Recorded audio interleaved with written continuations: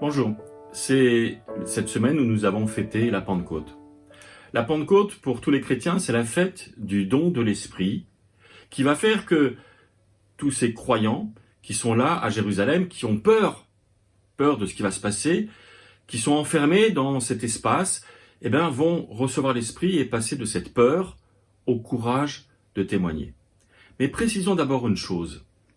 Toutes les peintures qui représentent cet événement, mais aussi sans doute la tradition de notre Église depuis 2000 ans, nous font penser que l'Esprit aurait été donné juste aux 12 apôtres, éventuellement sur certains tableaux, à Marie aussi, la mère de Jésus.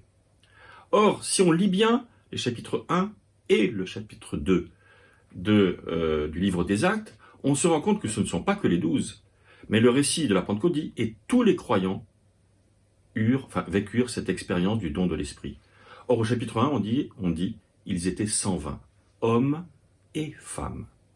C'est-à-dire que depuis 2000 ans, malheureusement, le christianisme a justifié, à partir du don à ces 12 apôtres, qu'on a appelé la succession apostolique d'ailleurs, que ce ne sont que des hommes qui doivent témoigner. Or, ce récit est un récit, si je peux dire, oser le mot féministe, en tout cas d'égalité des hommes et des femmes, puisque hommes et femmes vont passer de la peur au courage de témoigner. Ça, c'est le premier aspect. Le deuxième aspect, c'est cette personnalisation.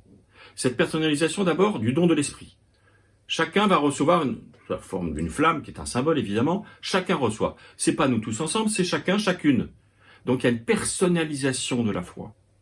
Et au moment où nous avons vécu ces confirmations, comme dans nos églises à chaque dimanche de Pentecôte, nos jeunes ont eux-mêmes témoigné à leur manière de leur foi.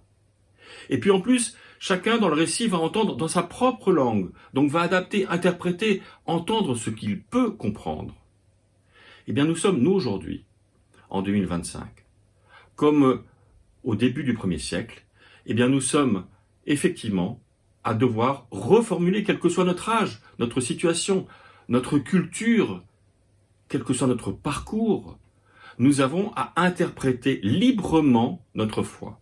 La Pentecôte, ce n'est pas un dogme, c'est la fête de la liberté et de l'interprétation avec au cœur de l'Évangile, au cœur des évangiles, cette question fondamentale que pose le Christ. Et vous, qui dites-vous que je suis?